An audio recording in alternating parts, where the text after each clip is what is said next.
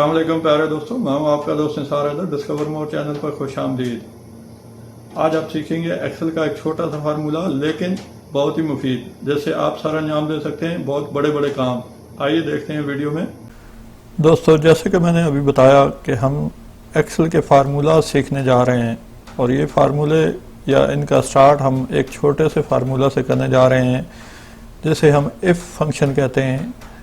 ये if function सिर्फ दो हरफों पर मुश्तमिल है, तो लेटर्स पर इंक्लूड है, यानी आई और एफ, यानी सिर्फ दो हर्फ। एक छोटा सा फार्मूला है लेकिन इससे आप बहुत बड़े बड़े काम सारा अंजाम दे सकते हैं। आपने यकीनन वो पोएम, वो नज़म पढ़ी होगी कि मैं एक छोटा सा लड़का हूँ पर काम करूँगा बड़े बड़े। सेम ये इफ़ का फार्मूला इस मेथड पर बहुत से बड़े बड़े काम सारा अंजाम देता है। अगर डाटा एंट्री ऑपरेटर या कंप्यूटर यूज़र इससे मुकम्मल वाकफियत रखे, इससे दोस्ती कर ले, तो यकीनन बहुत सारे काम उसके लिए आसान हो जाएंगे। सबसे पहले ये देखते हैं कि ये जो फंक्शन है या फार्मूला है, ये काम किस तरह करते हैं, इनमें क्या ट्रिक या मेथड अप्लाई किया जाता है, इनमें क्या कोडिंग या वर्डिंग यूज़ की जाती है कि जिससे ये काम करते हैं। यहाँ स्क्रीन पर, ब्लैक स्क्रीन पर आप देख रहे हैं कि मैंने फार्मूला पहले से टाइप कर रखा है टाइम को बचाने के लिए। हर एक्सेल का फार्मूला जब हम अप्लाई करने जाते हैं तो इज इक्वल टू के साइन से, ये बराबर के निशान से शुरू करते हैं। उसके बाद उस फार्मूला को लिखा जाता है कि जैसे मैंने यहाँ टाइप किया आई और एफ, इफ़, फिर ब्रैकेट। ब्रैकेट के अंदर जो है वो उसके बाद आपको क्या नज़र आ रहा है, एक सेल का रेफरेंस बता रहा है A8। A8 से मुराद है कि हम यहाँ पहले उसका रेफरेंस देने जा रहे हैं कि cell address which location to be check, यानी किस लोकेशन को चेक करे और क्या बताए। असल में ये जो फार्मूला है इफ़, ये एक लॉजिकल एक्सप्रेशन है, लॉजिकल फार्मूला है, यानी आपको हाँ या ना में जवाब देता है। मिसाल के तौर पे अगर आप किसी बिल्डिंग के बाहर खड़े हैं और आप किसी से पूछते हैं कि ये बिल्डिंग नंबर 2 है, तो बताने वाला आपको बताएगा कि हाँ ये बिल्डिंग नंबर 2 है, या ये बताएगा कि ये बिल्डिंग नंबर 2 नहीं है, यानी हाँ या ना। जैसे आप दूसरे लफ्ज़ों में फार्मूला की ज़बान में ट्रू फॉल्स भी कहते हैं। ट्रू का मतलब है कि जी हाँ, और फॉल्स नहीं। तो सबसे पहले हमने उसे ये बताना होता है कि वो चेक क्या करे, यानी हमारा सवाल क्या है। ठीक हो गया। अब यहाँ हम उससे ये पूछ रहे हैं कि A8 यानी इफ़ 8 इज इक्वल टू 1, अगर सेल नंबर A8 में एक नंबर लिखा हुआ है तो वो आपको ट्रू बताए, हाँ बताए, वरना फार्मूला आपको बताए कि फॉल्स नहीं, ऐसा कुछ नहीं है। अब इस चीज़ को आप प्रैक्टिकल भी अप्लाई करके देख सकते हैं, लेकिन पहले लॉजिक से मुकम्मल जो है आगे ज़रूरी है। यानी मुख्तसर लफ्ज़ों में मैंने क्या बताया कि पहले स्टेप में उसने क्या कहा कि पहले स्टेप में उसने सवाल किया, पूछा जो एड्रेस हम आप देने जा रहे हैं A8 इज इक्वल टू 1, क्या A8 नंबर सेल जो है वो 1 के बराबर है। अब फार्मूला आपको बता रहा है कि हाँ या नहीं, यानी ट्रू या फॉल्स। यही नीचे जो है वो मैंने बयान किया है। अब इस फार्मूले को जैसा कि मैंने यहाँ ब्लॉक किया हुआ है, ये कॉमा लगा के मैं ये कॉमा हटा देता हूँ, यानी दूसरे लफ्ज़ों में मैं ये टाइप करने जा रहा हूँ कि is equal to if 8 is equal to 1, या ट्रू और फॉल्स। जब मैं ये फार्मूला अप्लाई करूँगा, ठीक है, तो सिस्टम क्या रेस्पॉन्स कर रहा है, फॉल्स। क्यों कि यहाँ A8 नंबर जो सेल है आप स्क्रीन पर देख सकते हैं, ये खाली है, यहाँ कुछ नहीं है, यहाँ 1 नहीं है। अगर यहाँ आप 1 नंबर टाइप करते हैं और फिर एंटर करते हैं तो आप देखेंगे कि फार्मूला आप बता रहा है ट्रू, यानी उसे जो जिस चीज़ की तलाश थी, जो चीज़ वो ढूंढ रहा था, वो उसे मिल गया। अब उसका जवाब हाँ में है, बजाय इसके कि वो फॉल्स या नहीं। अब अगर दोबारा मैं इसको ख़त्म करता हूँ या कोई दूसरा नंबर भी लिखता हूँ तो भी वो फॉल्स ही रहेगा, उसका जवाब ना ही रहेगा, यानी वो ट्रू नहीं होगा। उसकी वजह यह है कि हमने जो कंडीशन लगाई उससे जो सवाल पूछा कि A8 में एक नंबर मौजूद है कि नहीं, तो वो बता रहा है कि नहीं है, फॉल्स है, ट्रू नहीं है। जब तक कि इस सेल में एक नंबर नहीं होगा वो कभी भी ट्रू नहीं करेगा, ट्रू नहीं बताएगा। तो ये इस फार्मूला की बेसिक लॉजिक है, इसके पीछे इसकी जो हिकमत है कि ये आपको हाँ या ना में आपके सवाल का जवाब देगा कि आपने क्या चीज़ चेक करनी है। और जो लोग डाटा एंट्री से मुतल्लिक होते हैं या इस तरह की शीट्स पर काम कर रहे होते हैं, उनके लिए ये बेइंतहा मुफीद फार्मूला है। ये एक नहीं, दो नहीं, 10 भी नहीं, इससे भी ज़्यादा जगहों पे आप अप्लाई कर सकते हैं, यूज़ कर सकते हैं। इसके इतने ज़्यादा बेनिफिट हैं।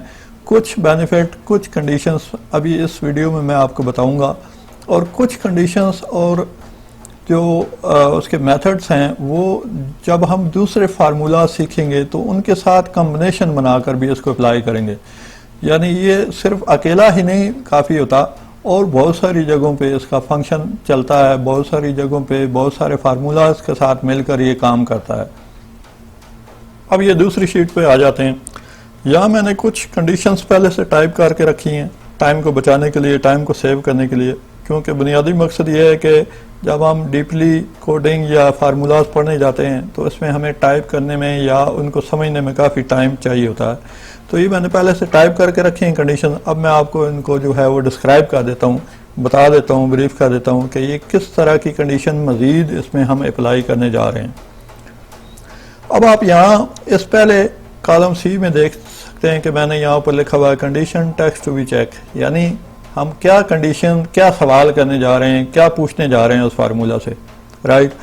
उसके बाद कॉलम एफ में मैंने ये फार्मूलाज पुट किए हुए हैं। अभी यहाँ मैंने कॉमा लगा के इस फार्मूला को ब्लॉक किया हुआ है आपको समझाने के लिए, ताकि ये स्क्रीन पर डिस्प्ले रहे और आप इसको अच्छे तरीके से समझ सकें।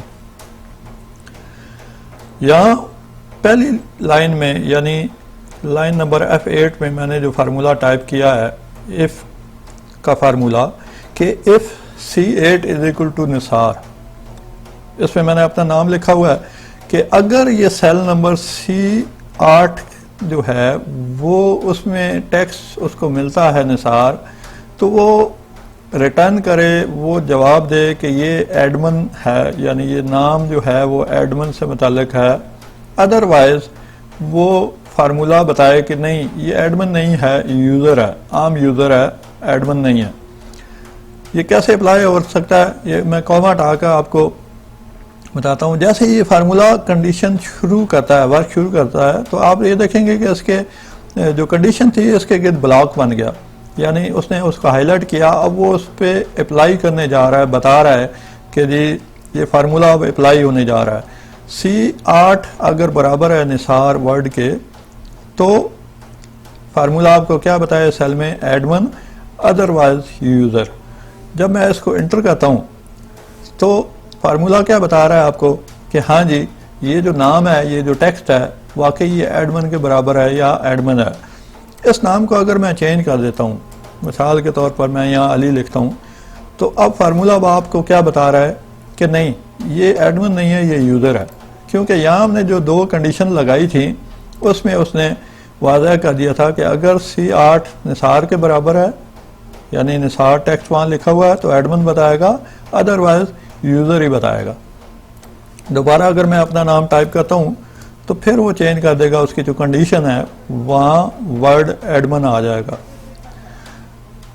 नेक्स्ट लाइन में, नेक्स्ट कंडीशन में वही ट्रू फॉल्स वाली लॉजिक है, यानी आपको ये फार्मूला बता रहा है कि अगर C10 जो सेल है वो निसार के बराबर है तो ट्रू कहे।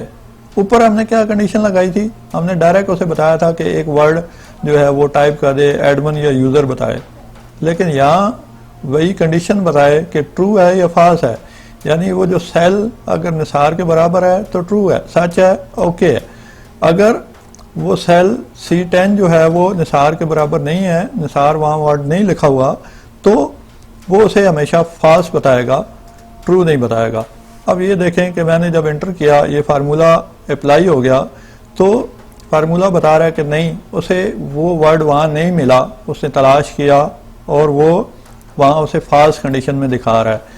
अगर मैं यहाँ अपना नाम टाइप करता हूँ तो फार्मूला उसको ट्रू में कन्वर्ट कर देगा, यानी अब उसने ओके कर दिया कि हाँ उसे वो वर्ड मिल गया जो उसने C10 नंबर सेल में सर्च किया कि C10 नंबर सेल में निसार वर्ड मौजूद है। अगर दोबारा मैं यहाँ कोई और वर्ड टाइप कर दूंगा तो वो उसको फॉल्स कर देगा, दोबारा ट्रू नहीं करेगा। ये तो थी टेक्स्ट की कंडीशन। अब आ जाए नंबरिंग पे। ये फार्मूला नंबरिंग में भी काम करता है। अब जैसे कि यहाँ आप टेक्स्ट देख रहे हैं कि इफ C12 ये सेल है ग्रेटर देन 75 है तो क्या है कि जी पास, अदरवाइज फेल कर दे।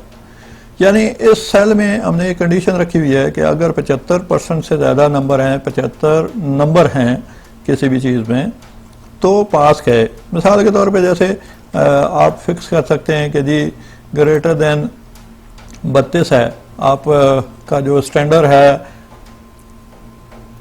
पाकिस्तान में पेपर्स का, कि अगर 100 मार्क्स हों और उसमें जो है 100 में से आपने 33 मार्क लेने होते हैं, 33 मार्क वाला पास होता है और 32 वाला फेल होता है। तो हम यहाँ ये कंडीशन लगाने जा रहे हैं कि अगर C12 जो है वो 32 से ग्रेटर है तो वो बताया कि पास है, अदरवाइज फेल कर दे। जब हम इस फार्मूले को अप्लाई करेंगे, ये मैं कॉमा हटा कर इसको फंक्शनली अप्लाई करता हूँ, तो अब फार्मूला क्या बता रहा है कि यस ही इज़ पास, यानी वो पास है। वो वर्ड जो वो करेक्टर वो नंबर जो हमने लिखे हैं वो 32 से ज़्यादा हैं। जो एक तालिब इल्म है या जो एक एम्प्लॉई है उसने 33 नंबर या 33 से ज़्यादा लिए हैं, या नहीं 32 नहीं लिए, 33 से कम नहीं लिए। अभी इसको आप चेक कर सकते हैं, यहाँ 32 लिखें, एंटर करें, फार्मूला अब आपको बता रहा है कि ना जी अब ऐसी कोई बात नहीं है, अब आपने फेल ही रहना है। यानी 32 नंबर पे उसने, क्योंकि उसको चेक किया था ग्रेटर देन 32 तो पास करे, अदरवाइज अगर लेस देन 32 है यानी लेस देन 33 है, 32 या 32 से कम कोई भी नंबर, आप 10 भी लिख के देख लें, 12 भी लिख के देख लें, तो वो उसको फेल ही रखेगा जब तक कि ग्रेटर देन 32 नहीं होगा, यानी 33 नंबर नहीं होंगे, वो पास नहीं करेगा उसको। अब देखें 33 नंबर टाइप करने पर उसने उसको पास में कंसीडर कर लिया। कुछ और कंडीशन देखते हैं। ये फार्मूला जैसे कि मैंने आपको बताया कि मुख्तलिफ फार्मूलाज के साथ कम्बिनेशन में भी काम करता है।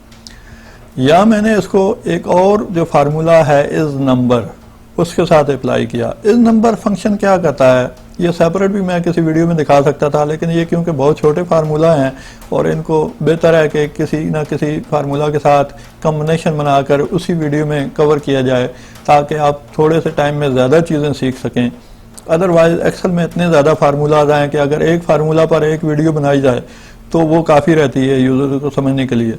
लेकिन हमारा मकसद सिर्फ वीडियोस बनाना नहीं है, हमारा मकसद ये है कि आप कुछ सीख सकें, आप एक्सपर्ट बन जाएं एक्सेल में। जो भी हमारा एक्सपीरियंस है वो हम आप तक ट्रांसफ़र कर दें थोड़े ही दिनों में।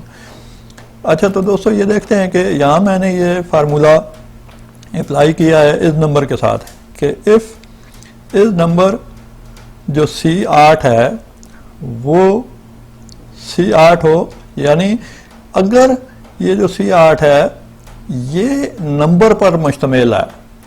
मैंने पहली वीडियो में बताया था कि डाटा की दो टाइप होती हैं, टेक्स्ट या नंबर, राइट। अब ये फार्मूला आपसे चेक कर रहा है कि इस नंबर, यानी अगर ये C8 में कोई नंबर लिखा हुआ है, टेक्स्ट नहीं है, तो वो यहाँ नंबर ही रिटर्न कर दे, यानी C8 दोबारा बता दे कि जो कुछ C8 में है, जितना नंबर भी C8 में लिखा वो यहाँ ले आए। वरना ये मैंने एक स्पेस टाइप कर दी डबल कॉमास में, कोटेशन में, कि अगर उसको वहाँ कोई भी नंबर नहीं मिलता, कोई टेक्स्ट मिलता है, तो इस सेल को यानी F नंबर 8 को वो ब्लैंक कर दे, खाली छोड़ दे, एक स्पेस दिखा दे। अब यार मैं ये अप्लाई करता हूँ तो आप ये देखेंगे कि यहाँ कुछ नहीं आया।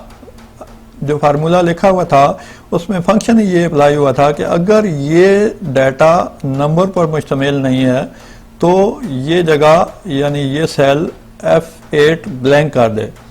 अब इसको टेस्ट करते हैं। अब मैं यहाँ 12 नंबर या कोई भी नंबर टाइप करता हूँ। अब देखें कि यही नंबर जो मैंने टाइप किया आपके सेल F8 में वापस आ गया। क्यों? कि उसमें यही कंडीशन इस नंबर की लगी हुई थी कि अगर ये नंबर यानी ये सेल नंबर पर मुश्तमिल है तो इसका नंबर इधर ले आए, वरना वो जगह, वो स्पेस, वो खाली दिखा दे कि यहाँ उसको नंबर नहीं मिला। अब दोबारा जब मैं कोई भी टेक्स्ट यहाँ लिख दूंगा तो क्या होगा कि वो ब्लैंक हो जाएगा, वहाँ कुछ नहीं शो होगा, वो खाली वहाँ एक स्पेस की लेंथ आ गई, यानी वो उसको कंडीशन वहाँ नंबर की नहीं मिली। अब दूसरी जो कंडीशन है, दूसरी लाइन में आप देख रहे हैं, पहले हमने उसको टेक्स्ट के साथ चेक किया, फिर यहाँ नंबर के साथ चेक किया, और अब हम इसको डेट के साथ चेक करते हैं। यानी इफ़ का जो फंक्शन है वो डेट के साथ भी काम करता है, डेट के साथ भी अप्लाई होता है। अब इस फार्मूला में ये जो मैंने टाइप किया हुआ है, क्या चेक करने जा रहे हैं कि इफ़ C10 यानी C10 में मैंने एक डेट टाइप की हुई है कि अगर C10 9 के बराबर है, 9 क्या है? आज की डेट है। एक्सेल में अगर आज की डेट आपने प्रिंट करनी होगी तो इज इक्वल टू का साइन, और आप अगर 9 की कमांड लिख देंगे, जैसे कि मैं यहाँ आपको टेस्ट करके दिखाता हूँ, तो सिस्टम क्या करेगा कि आज की तारीख आपको प्रिंट करके दिखा देगा, अभी का जो टाइम है वो प्रिंट करके दिखा देगा। यानी आज कौन सी डेट है, अभी इस वक्त सिस्टम में क्या टाइम आ रहा है। तो यहाँ हमने क्या चेक किया कि अगर C10 इस सेल में जो डेट है वो आज की तारीख से बड़ी है, ठीक है, तो वो वैलिड दिखाए, वरना अगर पुरानी हो चुकी है तो एक्सपायर दिखाए। इसकी मिसाल आप ऐसे ले सकते हैं कि मुख्तलिफ चीज़ों पर एक्सपायरी डेट लिखी होती हैं, ठीक है। कुछ खाने पीने वाली चीज़ों पर बहुत ही लिमिटेड डेट्स होती हैं। मिसाल के तौर पर यहाँ जो दूध और दही वगैरह आती है उसमें 8 या 10 दिन का टाइम होता है, उसके बाद वो एक्सपायर में कंसीडर की जाती है, ठीक है। तो इसी तरह हर खाने वाली स्पेशली चीज़ पर, दवाइयों पर एक्सपायरी डेट मेंशन होती है। तो इस चीज़ को हम चेक करने जा रहे हैं कि क्या वो जो डेट हमने मेंशन की है वो एक्सपायर हो चुकी है या वैलिड है अभी। अब यहाँ 20 जून यानी एक पुरानी मैंने डेट टाइप की हुई है। अब इस फार्मूला का जब हम अप्लाई करते हैं, सेम उसी तरह फार्मूला टाइप किया इज इक्वल टू एफ, और C10 अगर ग्रेटर देन 9 है तो वैलिड बताए, वरना एक्सपायर बता दे। अब फार्मूला क्या बता रहा है कि ना जी, इसको आपने नहीं यूज़ करना, ये एक्सपायर हो चुकी है। उसकी वजह यह है कि आज जो तारीख है सिस्टम में वो 2 अगस्त है, 2 अगस्त है, ठीक है। लेकिन यहाँ डेट हमने क्या टाइप की हुई है, 20 जून, यानी 1.5 महीना पहले की तारीख है। डेफिनेटली ये एक्सपायर हो चुकी है, इसलिए फार्मूला अब आपको बता रहा है कि ये एक्सपायर्ड है। मिसाल के तौर पर यहाँ आप डेट चेंज करते हैं, आप यहाँ लिखते हैं 3 अगस्त। 3 अगस्त क्योंकि कल है, यानी अभी एक्सपायर नहीं हुई, तो फार्मूला अब आपको क्या बता रहा है कि नहीं, ये डेट वैलिड है, एक्सपायर नहीं हुई। यानी आज की डेट से आगे की कोई भी अगर आप डेट लिखेंगे जो गुजर नहीं चुकी, तो फार्मूला उसको वैलिड ही रखेगा। लेकिन अगर कोई भी पिछली डेट आप टाइप करेंगे तो फार्मूला आपको बताएगा कि ना जी, ये डेट एक्सपायर हो चुकी है, अब इस चीज़ को आपने नहीं इस्तेमाल करना। अगली कंडीशन एक और बड़ी मज़ेदार कंडीशन है। मुख्तलिफ हमने मेथड अप्लाई किए, यानी हमने उसको टेक्स्ट के ज़रिए चेक किया, नंबर के ज़रिए चेक किया, इफ़ के फंक्शन को हमने डेट से भी आजमाया, ठीक है। तो उसका रिज़ल्ट वो बहुत ही अच्छा और हमें हमारे मतलूबा मेयार के मुताबिक दिखा रहा है। अब अगर किसी सेल में कोई डाटा मौजूद नहीं है तो उसको भी हम चेक कर सकते हैं। यहाँ हमने क्या फार्मूला अप्लाई किया इस इफ़ के साथ कि इस ब्लैंक का मतलब है कि अगर ये सेल C12 नंबर खाली है, ब्लैंक है, तो वो आपको बताए कि हाँ जी वाकई खाली है, तो ब्लैंक का वर्ड आ जाए। अदरवाइज वो बताए कि कोई भी वर्ड अगर यहाँ टाइप हुआ हो तो वो उस वर्ड को यहाँ हमने टेक्स्ट की शक्ल में दिखाया कि जी वो डिस्कवर मोर, यानी एक आपकी मतलूबा जो टेक्स्ट है उसमें दिखा दे। अब इसको चेक कैसे करते हैं? सबसे पहले इस फार्मूला को अप्लाई करते हैं। जब हमने इस फार्मूला को अप्लाई किया तो फार्मूला क्या अप्लाई कर रहा है कि वर्ड डिस्कवर मोर मौजूद है। अतः कि यहाँ मैंने DM लिखा था, लेकिन उसकी कंडीशन मैंने यही लिखाई थी कि उस टेक्स्ट में डिस्कवर मोर की शक्ल में दिखाए, डीएम लिखने पर या कोई भी टेक्स्ट लिखने पर वो डिस्कवर मोर दिखाएगा। क्यों? कि पहली कंडीशन उसकी ब्लैंक की लगी हुई है, इस ब्लैंक का फार्मूला यूज हो रहा है। इस ब्लैंक का फार्मूला जैसे कि मैंने आपको बताया कि सेल को चेक करने के लिए यूज होता है कि वो सेल खाली है या नहीं है। ब्लैंक का मतलब खाली होता है। तो इसको टेस्ट कहते हैं। मैं इस टेक्स्ट को डिलीट करता हूँ, खाली करता हूँ। जब जैसे ही मैंने खाली किया तो अब आप देख सकते हैं कि सेल नंबर F12 में मतलूबा जगह पर फार्मूला बता रहा है कि ब्लैंक। ब्लैंक का क्या मतलब है कि जब उसने इस टेक्स्ट को चेक किया कि C12 में कुछ मौजूद है कि नहीं है, तो उसने रिप्लाई कर दिया कि नहीं, कुछ नहीं मौजूद, ब्लैंक है। अगर कुछ मौजूद होता, कोई भी वर्ड मौजूद हो, 1 हो, 2 हो, कोई भी टेक्स्ट हो, जैसे कि मैंने पहले टेक्स्ट टाइप किया, तो वो उसको रिप्लाई करेगा कि नहीं जी, यहाँ कुछ ना कुछ मौजूद है, इसलिए इस टेक्स्ट को रिटर्न करे।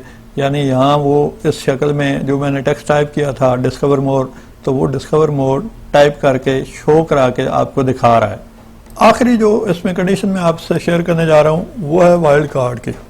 वाइल्ड कार्ड का क्या मतलब है कि आप मुख्तलिफ चीज़ों में स्टैरिक, ये जो आपको निशान नज़र आ रहा है DIS के बाद, ठीक है, आपके जो सिस्टम है, जो कीबोर्ड है, उसमें 8 नंबर जो की होती है उसके ऊपर ये साइन मौजूद होता है, या क्वेश्चन मार्क, इनको हम वाइल्ड कार्ड में ट्रीट करते हैं कि ये वाइल्ड कार्ड कैरेक्टर्स हैं। मुख्तलिफ जगहों पे इनका इस्तेमाल है। आगे आने वाली वीडियो में आप देखेंगे कि ये क्या वाइल्ड कार्ड कैरेक्टर के साथ इस्तेमाल होता है कि नहीं। तो जवाब क्या आया कि नहीं, ये वाइल्ड कार्ड कैरेक्टर के साथ इस्तेमाल नहीं होता। वाइल्ड कार्ड का मतलब ये है कि मैंने यहाँ वर्ड डिस्कवर लिखा हुआ था, अब यहाँ मैं उसको फाइंड जब करता हूँ तो मैंने सिर्फ DIS लिखा और स्टैरिक दबाया, यानी इसके बाद कुछ भी वर्ड हो जाए तो वो उसको तलाश करे। तो साबित किए हुआ कि जो इफ़ का फंक्शन है उसने C8 नंबर सेल में चेक किया कि DIS और स्टैरिक है कि नहीं है, तो उसने बताया कि नहीं, यहाँ जो वर्ड DIS है वो उसको फाल्स में लेगा, नहीं दिखाएगा जब तक कि वहाँ उसमें उसके बराबर वर्ड मौजूद नहीं है। यानी यहाँ स्टैरिक के बाद जब तक कि मैं पूरा वर्ड नहीं लिखूँगा, डिस्कवर अगर मैं पूरा वर्ड लिखता हूँ तो वो उसको बताएगा कि डिस्कवर है, या यहाँ आप ट्रू फाल्स भी लिख सकते हैं। डिस्कवर के बजाय मैं अगर यहाँ ट्रू लिखता हूँ तो सेम वो उसको ट्रू में दिखाएगा कि हाँ जी, ट्रू उसको मिल गया। अगर यहाँ पूरा डिस्कवर नहीं लिखता और वाइल्ड कार्ड के साथ इसको, स्टैरिक के साथ या क्वेश्चन मार्क के साथ इसको यूज़ करता हूँ, तो वो उसको फाल्स कर देगा, यानी वो मतलूबा रिजल्ट नहीं दिखाएगा, वो मतलूबा सर्चिंग नहीं दिखाएगा उस सेल से जो वो ढूंढ के ला रहा था। तो ये चंद एक मिसालें हैं जो इफ़ के फंक्शन के ऊपर हमने अप्लाई की। आइंदा आने वाली वीडियोज़ में मुख्तलिफ़ चीज़ों के साथ हम इसका कम्बिनेशन बनाकर दिखाएंगे। जैसा कि मैंने आपको बताया था कि ये सिर्फ 2 हरफों पर मुश्तमिल फार्मूला है, 2 लेटर्स पर मुश्तमिल फार्मूला है, लेकिन इसके बीसियों बहुत ही बड़े बड़े काम हैं। जो जिस बंदे को इस फंक्शन का सही ट्रिक आ गया, इस फंक्शन को सही यूज़ करने का तरीका आ गया, उसकी ज़िंदगी आसान हो जाएगी, उसका काम बहुत आसान हो जाएगा। स्पेशली वो लोग जो मुख्तलिफ़ किस्म की इनवाइसेस में मुख्तलिफ़ किस्म की डाटा शीट्स बनाते हैं, उनमें उनको फार्मूलाज अप्लाई करने पड़ते हैं, उनको अगर इसका ये ट्रिक आता है, ये इफ़ पर मुकम्मल दस्तरस है, तो वो अपना काम इंतहाई आसानी से, बड़ी आसानी से और बड़े ही आसान तरीके से, बड़े ही अच्छे तरीके से परफॉर्म कर सकते हैं, अदा कर सकते हैं, शो करा सकते हैं। सिर्फ चंद 7 या 8 मैंने एग्जांपल आपको दी। आइंदा आने वाली वीडियोस में और भी एग्जांपल्स देखेंगे जो इफ़ के फंक्शन के साथ चल सकती हैं। प्यारे दोस्तों, वीडियो आपने देखी, यकीनन आपको पसंद आई होगी। अगर आपने चैनल सब्सक्राइब नहीं किया तो सबसे पहले चैनल सब्सक्राइब कर लें और बेल आइकन के निशान पर क्लिक कर लें ताकि हर आने वाली वीडियो अब तक पहुंच सके। अपना बहुत सा ख्याल रखिएगा। अल्लाह हाफिज़।